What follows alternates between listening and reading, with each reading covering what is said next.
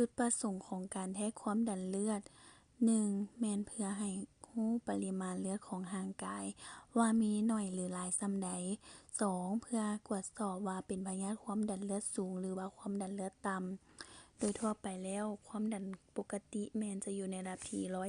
120แล้วไล่ตามอายุนั้นอายุ 45 ปีขึ้นไปความดันเลือดจะสูงกว่า150คันอายุ60 ปีขึ้นไปจะไล่เอาแต่160ลงมาถ้าหากกวดพบเห็นอยู่ในระดับที่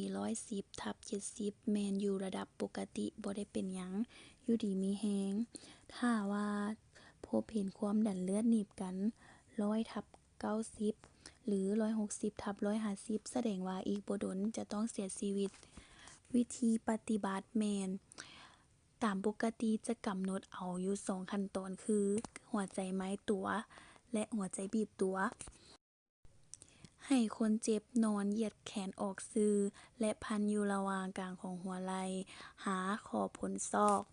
แล้วบีบลมเข้าทางลมที่พันแขนอยู่นั้นจนเข็มขึ้นฮอดเลข200จึงเซาบีบแล้วค่อยๆปล่อยลมออกให้เข็มมันค่อยๆลงตามคงเตอร์และใส่หูฟังทั้ง2เบื้องโดยมีเบื้อง